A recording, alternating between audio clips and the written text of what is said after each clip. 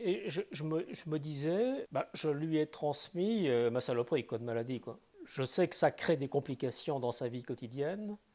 Je ne pense plus que ce soit la responsabilité ni de mes grands-parents, ni de ma mère, ni de quiconque. Je dis, bon, ça peut être une maladie.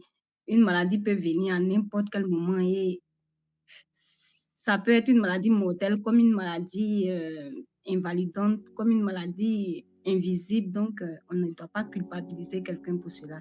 Déjà, si on a une maladie génétique, ça veut dire qu'on a reçu un gène. Donc c'est pas quelque chose qu'on a fait, qu'on a créé, qu'on a décidé. C'est pas tiens, je sais pas quoi faire, tiens, je vais prendre un gène d'une maladie rare que je vais transmettre à mes enfants. Donc c'est quelque chose qu'on a soi-même subi. La culpabilité et la maladie rare. Un thème qui revient souvent dans les mots des patients et des aidants concernés par la maladie. Mais qu'est-ce que la culpabilité? Comment se manifeste-t-elle? Quelles sont ses origines? Et One Life a voulu interroger des patients, des aidants et des professionnels pour comprendre ce phénomène. Mais aussi savoir s'il est possible de se défaire de ce fardeau récurrent. Séquence 1, plan 1, prise 1.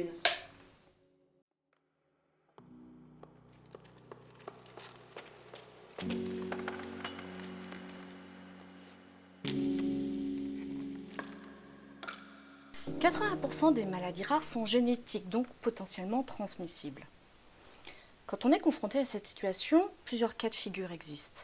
Soit on a transmis la maladie sans savoir qu'elle existait dans nos gènes, soit on a décidé d'avoir un enfant tout en connaissant parfaitement l'existence de la maladie, ou alors on a décidé de ne pas avoir d'enfant du tout.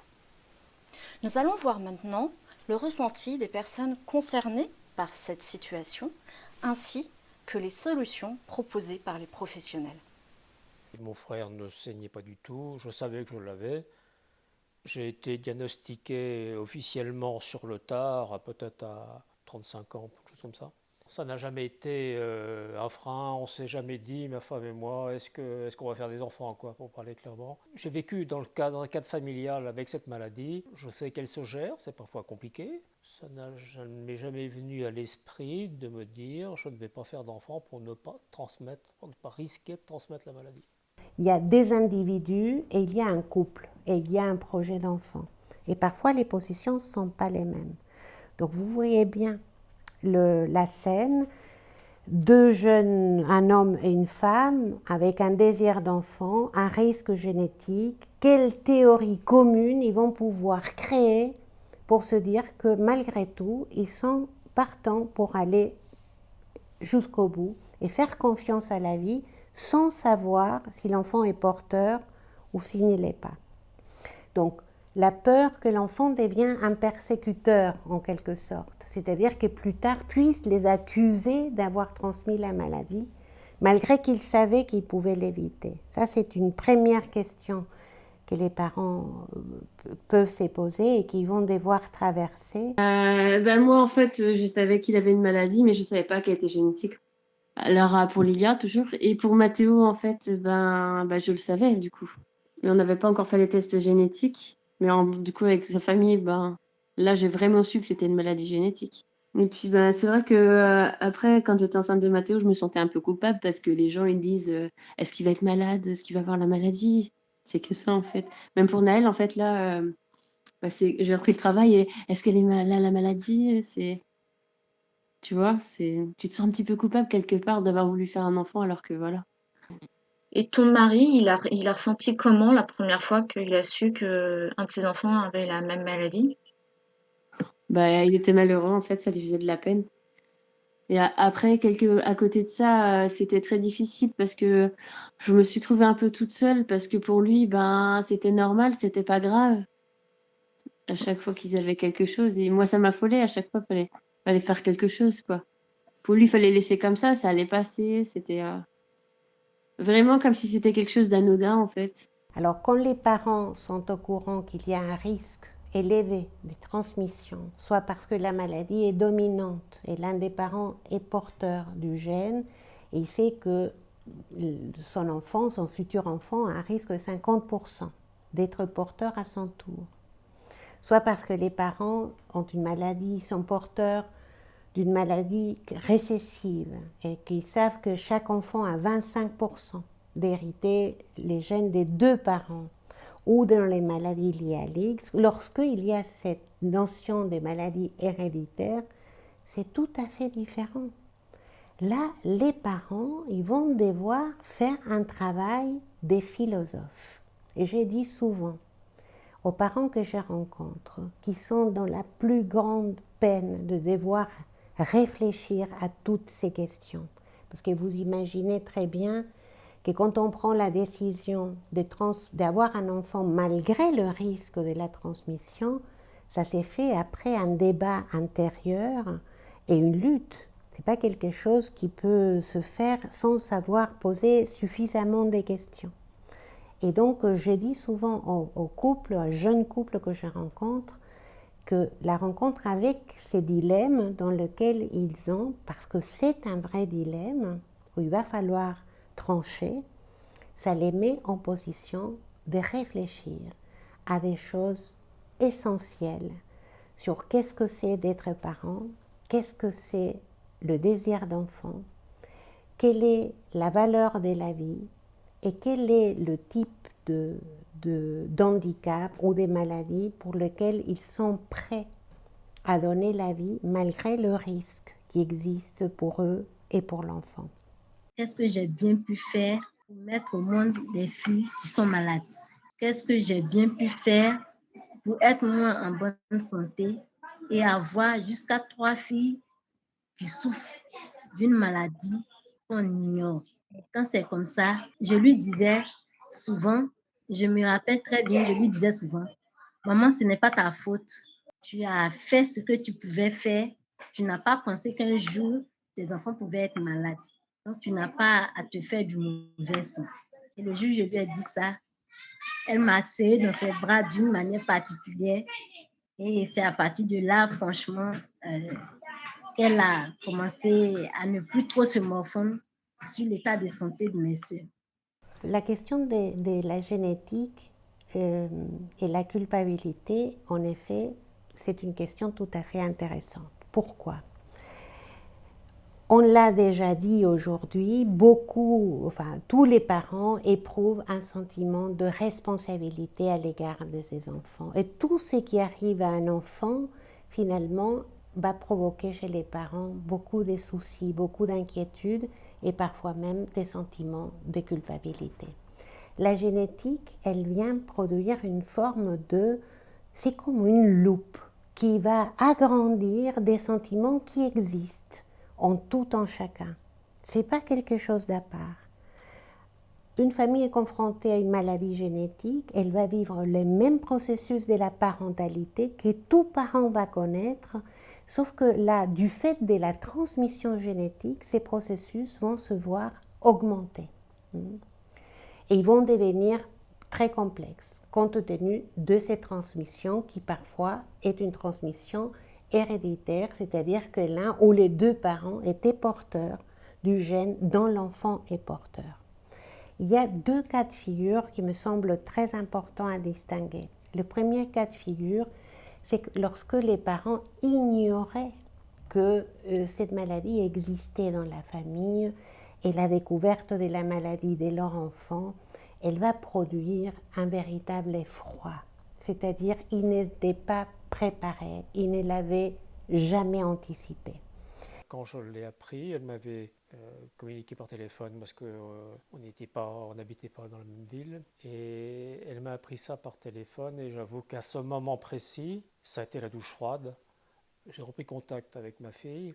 Elle m'a dit à ce moment-là cette phrase que j'ai encore en mémoire. Elle m'a dit si tu te sens coupable, ça veut dire que tu ne souhaites pas que je sois sur Terre, quoi. Cette phrase-là m'a beaucoup marqué parce que bien évidemment c'est pas le cas. Et je me suis dit qu'il fallait prendre le dessus et que ça sert à rien d'en vouloir à la terre entière.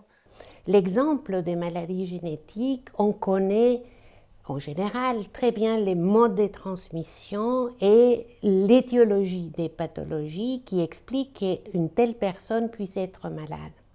Toutes ces explications scientifiques ne servent pas toujours à la personne pour comprendre et s'apaiser.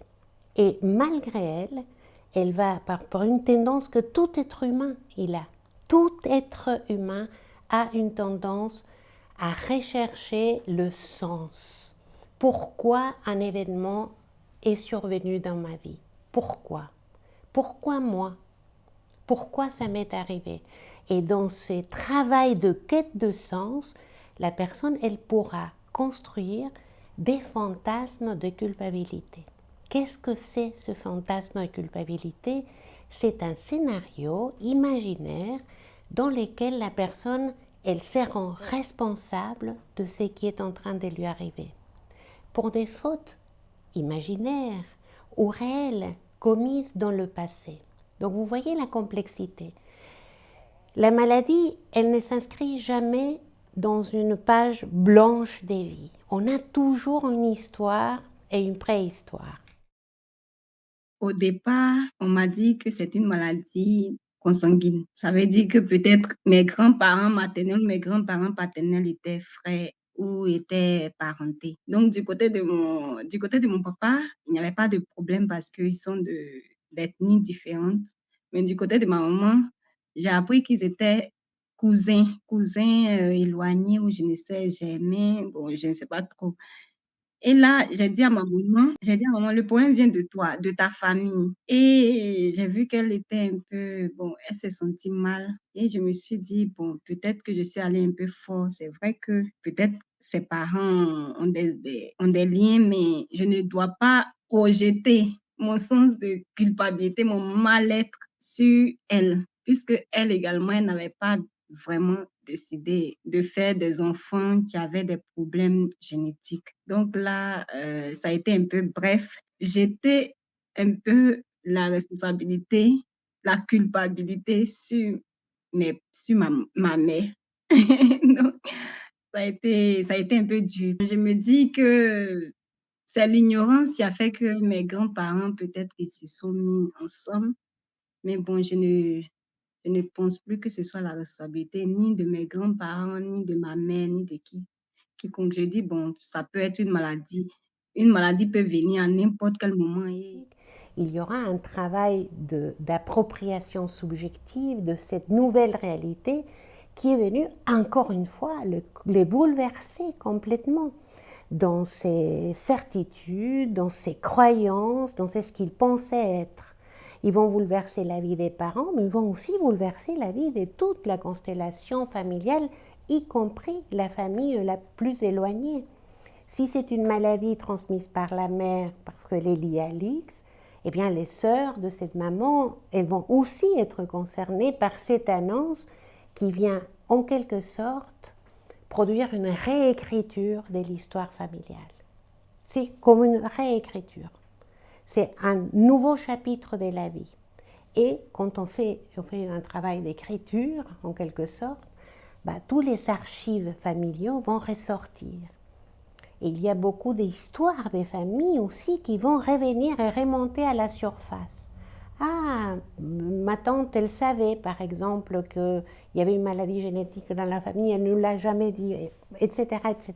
Donc, c'est toute la constellation familiale qui est profondément bouleversée. Face à cette culpabilité liée à la génétique, quels sont les conseils que les patients et leurs proches peuvent nous donner et comment les professionnels pourraient nous éclairer? Cette culpabilité, elle est entre guillemets légitime, c'est-à-dire qu'elle a une source qui n'est pas une source complètement fantasmatique. C'est-à-dire que les gens qui ont transmis une maladie génétique ont l'impression, et je pense que ça peut se défendre, d'avoir fait du tort à leur enfant, éventuellement. Ce qu'on peut leur dire justement déjà, c'est pour relativiser tout ça, c'est qu'ils ont d'abord et avant tout transmis la vie. Et que peut-être la maladie est liée à la vie. Et que, en fait, ça c'est la première chose. Et le deuxième point, c'est que ce n'est pas un choix. On ne choisit pas de transmettre une maladie génétique. La plupart du temps, on n'en est pas forcément ni conscient, donc ni vraiment responsable. C'est quelque chose qu'on découvre a posteriori. Or, dans la responsabilité, pour moi, il y a 3 critères. Il y a le savoir, je sais ce que je fais ou ce que je vais faire.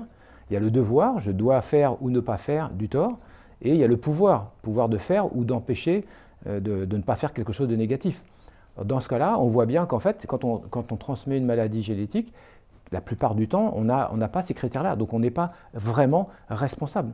C'est pas comme si je disais, tiens, je ne sais pas quoi faire, tiens, je vais embêter quelqu'un. C'est ni conscient, ni volontaire, et on n'a même pas le pouvoir de l'empêcher. Et même le fait que toi, tu vois que quelqu'un est responsable de ce que tu as, tu dois essayer de comprendre que la personne n'a pas également souhaité que tu sois comme ça. Donc, essaie de voir le côté positif, ce qui peut te faire aller de l'avant et tu y arriveras à aller de l'avant.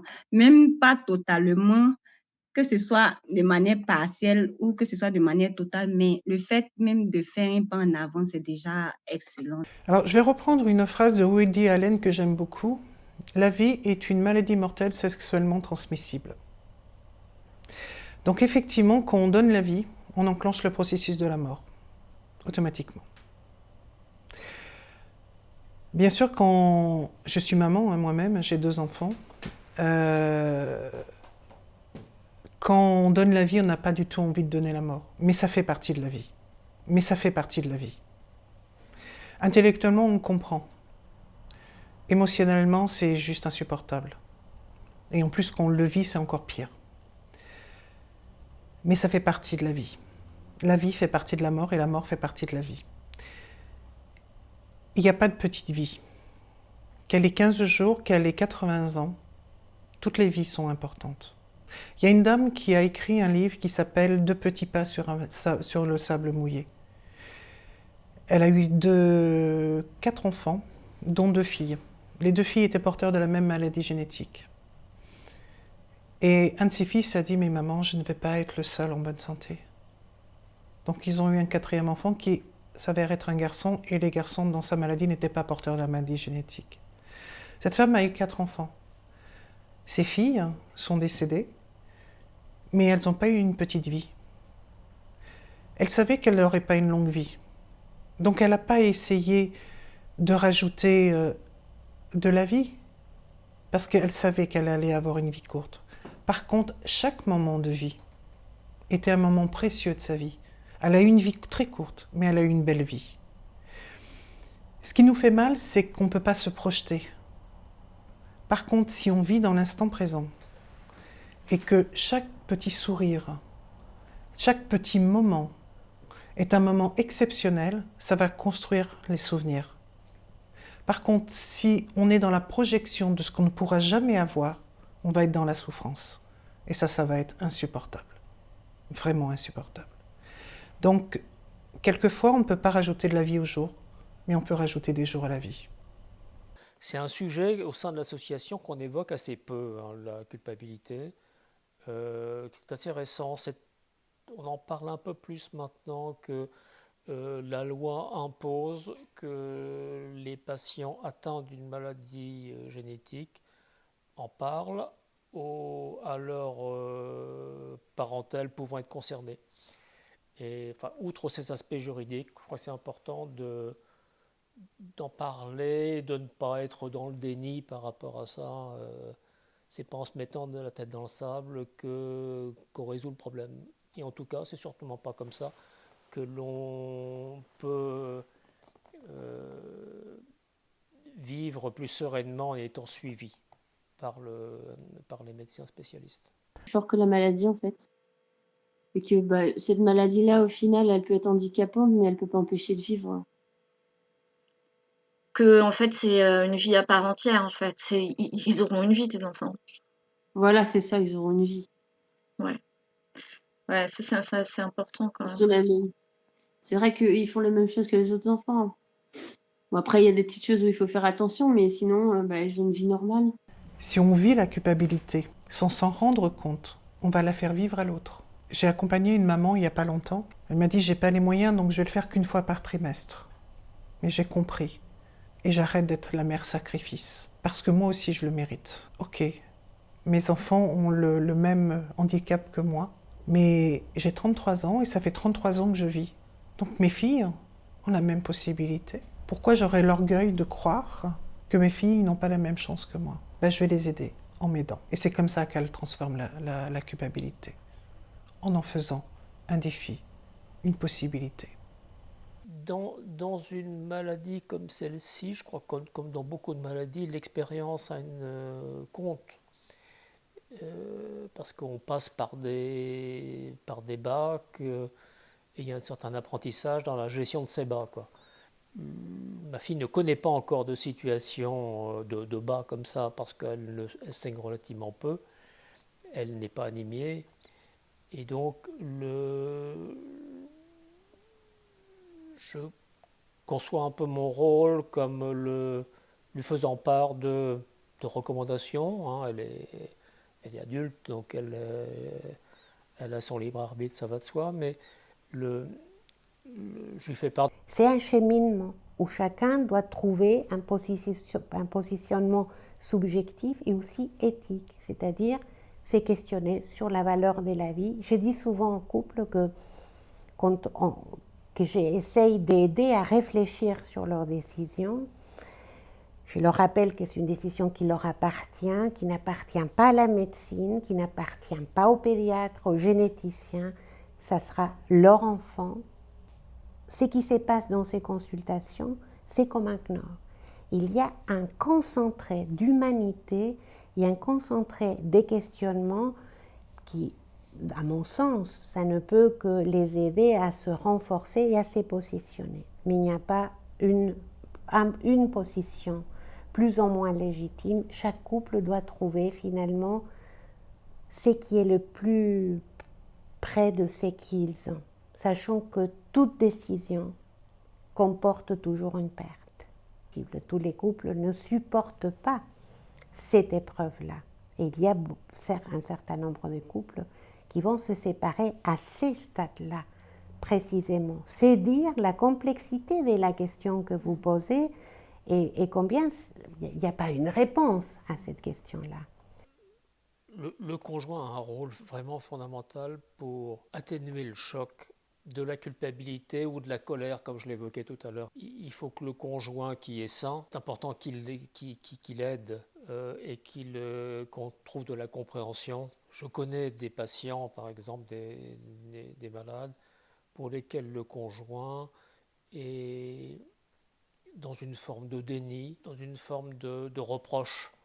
Ah bah oui, t'es toujours malade, etc. Bon. Les radiosolaires qui ont ça, qui ont un conjoint, je dirais, non compréhensif, c'est certainement beaucoup plus compliqué à vivre et de cheminer avec sa famille et avec des enfants à qui on a transmis la maladie. Le fait d'être deux à supporter ça, je dirais, le poids de la transmission, c'est beaucoup plus facile, quoi. Quand on parle de culpabilité de transmettre, on l'associe souvent à la notion de responsabilité.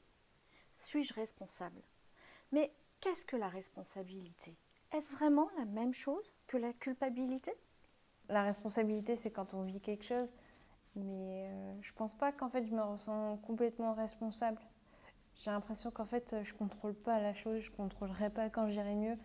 Donc c'est vrai que je peux pas me sentir responsable de quelque chose que je contrôle pas au final. Et la culpabilité, c'est vraiment quelque chose qu'on ressent, alors que la responsabilité, c'est on devient en charge d'eux, par exemple pour un enfant, ou même de sa vie à soi. Et je pense que du coup, la responsabilité, on avance quand même avec. Alors que la culpabilité, je pense qu'au contraire, elle nous freine. Donc pour moi, la responsabilité, c'est un des deux piliers de la culpabilité. La culpabilité, c'est je suis responsable d'avoir fait du tort à quelqu'un. Généralement, quelqu'un d'autre. Même s'il y a des gens qui pensent qu'on peut avoir une culpabilité vis-à-vis de soi-même. Mais bon, ça c'est peut-être un cas limite. Donc, j'ai fait du tort à quelqu'un et je suis responsable. Donc la question, effectivement, c'est à quelles conditions je suis vraiment responsable. Et encore une fois, pour moi, la responsabilité, elle repose sur trois piliers. La connaissance, l'information. Je sais ce que je fais ou ce que je vais faire. Deuxièmement, le devoir, c'est-à-dire j'ai le devoir de faire du bien ou de ne pas faire du tort aux autres. Ça, c'est, voilà. Alors c'est en général dans la société, mais ça peut être évidemment dans telle ou telle relation de façon très précise. Et enfin, le troisième critère, c'est le pouvoir. Le pouvoir de contrôler en fait mes actes, le pouvoir de ne pas nuire s'il s'agit de nuire, ou de faire du bien s'il s'agit de faire du bien. Donc si on prend l'exemple de un conducteur dans une voiture, un cas qu'on m'a raconté par exemple, qui est un peu à l'extérieur, mais pour tangibiliser ça, c'est un conducteur en fait qui donne sa voiture à réparer à un garagiste, parce qu'il a remarqué que les freins étaient un peu délicats. Et le garagiste, au bout d'une semaine, lui dit voilà, vous pouvez rouler, elle est en parfait état. Il prend la voiture, il roule, un enfant traverse, il freine, la voiture ne freine pas, il tue l'enfant. Voilà. Évidemment, qui a été condamné? C'est le garagiste. Parce que le conducteur, même s'il est censé être maître de son véhicule, comme tous les automobilistes du monde, au moment où il conduit, il n'a pas l'information que ses freins ne répondent pas. Ce n'est pas lui qui a le devoir même s'il a le devoir de maîtriser son véhicule, il n'a pas les connaissances, il n'a pas le pouvoir de vérifier que ses freins sont en bon état. Et au moment où l'enfant traverse, en fait, il n'a pas la possibilité d'arrêter sa voiture. Donc il n'est pas responsable, donc il n'a pas été jugé responsable, à contrario du garagiste qui lui avait toute information pour vérifier si les freins étaient bons ou pas, et les connaissances pour les réparer, 2, l'obligation de réparer cette voiture et de la donner en bon état à l'automobiliste, et 3, il avait effectivement la possibilité de le faire. Donc c'est lui qui a été condamné. Ça explique bien en fait parfois le transfert en fait, de responsabilité. Être responsable, tout le monde est responsable. Moi, je suis responsable de ma maladie dans le sens où je suis malade. La cause pourrait être moi ou autre chose, des éléments extérieurs sur lesquels j'ai pas le contrôle. Mais je me sens responsable par rapport à ma maladie parce que sachant que je suis malade, ça ne dépend que de moi, que de me reprendre en main et d'essayer de tout mettre en œuvre pour traverser la maladie de la meilleure façon qui soit. La responsabilité, d'abord, c'est pas une émotion, c'est une conscience que c'est moi l'auteur de quelque chose, que encore une fois, que je suis la source principale ou unique d'une action ou d'une conséquence par rapport à quelque chose de réel. Voilà, c'est pas uniquement dans la tête. Donc la responsabilité, c'est à la fois un statut juridique. À partir de 18 ans, dans la plupart des pays, on est tenu pour responsable de nos actes. Et en même temps, c'est une conscience de ce que je fais et de ce qui m'appartient en fait. Responsable, ça veut dire je réponds, j'ai à répondre de quoi? De ce que j'ai fait. Puisqu'on est censé être à la fois libre et autonome, et donc responsable de nos actes. Donc la différence entre la responsabilité et la culpabilité, c'est que la responsabilité, c'est la conscience qui va déclencher l'émotion de la culpabilité, et la culpabilité, encore une fois, elle s'appuie sur cette conscience, plus le tort que j'ai commis ou pas. Parce que si je suis responsable et que j'ai commis aucun tort, il n'y a pas de culpabilité. Par contre, si j'ai commis un tort et que je ne suis pas responsable, je ne vais pas non plus me sentir forcément, en tout cas, coupable. Par contre, si j'ai commis un tort et que je suis responsable mais que je ne le reconnais pas, rappelez-vous la phrase de responsable mais pas coupable, etc., là, il y a quelque chose qui ne va pas. On est responsable du tort qu'on fait réellement, objectivement aux autres. Toute la difficulté, c'est de déterminer quelle est ma part de responsabilité réelle dans cette histoire. La culpabilité, elle ne sert pas à grand-chose parce qu'elle ne va pas nous faire avancer. Par contre, la responsabilité, là, on a une responsabilité. Comme j'ai dit là tantôt, je suis responsable de mes enfants, de mes 3 enfants, j'en ai 3, et j'en suis responsable. Et en fonction de mes enfants, je dois agir. J'ai un fils qui n'est pas du tout le même que ma seconde fille, ils n'ont pas du tout le même caractère. J'ai des responsabilités différentes, mais j'ai une responsabilité de maman. Je ne pense pas qu'on puisse supprimer totalement et définitivement la culpabilité. Et peut-être d'ailleurs, on n'en a pas parlé, mais peut-être qu'il faut la garder comme possibilité. Parce que si je fais vraiment du tort à quelqu'un et que je ne culpabilise pas, pour le coup, là, je suis irresponsable. Et ça, c'est l'attitude, en fait, soit des délinquants, soit des gens qui sont un peu fous, soit des enfants qui n'ont pas encore intégré la notion de responsabilité. La responsable, non, parce que c'est pas de notre faute, ça. La responsabilité, je pense que c'est quelque chose par lequel, en fait, on s'est engagé, que c'est de nous-mêmes, dans nos actes, qu'on va faire, alors que là, c'est pas nous qui avons créé la maladie de notre fils, c'est pas nous qui avons provoqué ça. On est responsable de notre enfant, mais on n'est pas responsable de l'avoir créé avec un handicap. Ils sont responsables d'avoir décidé d'avoir des enfants. Après, c'est d'abord, c'est pas sûr qu'ils en aient. C'est pas automatique non plus. 2, c'est un choix. Comme tous les choix, il est respectable. Et encore une fois, moi, je pense qu'ils ont d'abord transmis la vie. Après, j'avais rencontré quelqu'un qui disait, en fait, pour répondre, vous savez, à la question « Ah, j'ai pas décidé de vivre, c'est vous, mes parents, qui m'avez mis au monde ». Il disait non, c'est pas ça, c'est trop facile de dire ça. Ok, les parents ont affrété un charter et c'est toi qui es monté dedans. Donc l'enfant, il a aussi sa responsabilité. Et nous, en tant qu'enfants, on a aussi notre responsabilité. On a décidé de vivre. On a 1000 occasions de mourir ou de se laisser partir par la maladie ou par la folie ou je ne sais quoi. Et à chaque instant, la plupart d'entre nous, en fait, on décide inconsciemment, évidemment, de lutter, de résister et de continuer à vivre. Donc ça veut dire qu'on a aussi quelque part notre part de responsabilité. Il y a une co-responsabilité, je crois. Ça les fait grandir un peu trop vite, des fois. Je me suis rendu compte surtout avec Lilia, en fait. Elle posait à un moment donné pas mal de questions, pourquoi elle avait ça, que c'était pas juste. Dès que son frère il frottait les yeux, elle lui disait faut pas frotter ses yeux, tu vas faire mal, même avec la petite quand elle frotte ses yeux. Enfin, il y a plein de petites choses en fait que quand on a mal, un enfant va pas porter attention que elle, par rapport à la maladie, à ce qui pourrait se passer, même un doudou ou quelque chose, pour pas qu'il ça aille dans l'œil. Enfin, il y a des choses qu'elle va essayer de faire attention en fait. Je me formule bien en disant qu'elle se responsabilise plus. Presque toutes les maladies génétiques sont des maladies rares, mais toutes les maladies rares ne sont pas génétiques. Quand ce n'est pas par la transmission, la culpabilité peut venir des autres ou de la perception que nous avons de ce qu'ils attendent de nous. Comment les personnes atteintes de maladies rares vivent-ils la culpabilité vis-à-vis d'autrui? Comment certains vont jusqu'à la honte? C'est ce que nous verrons dans le prochain épisode.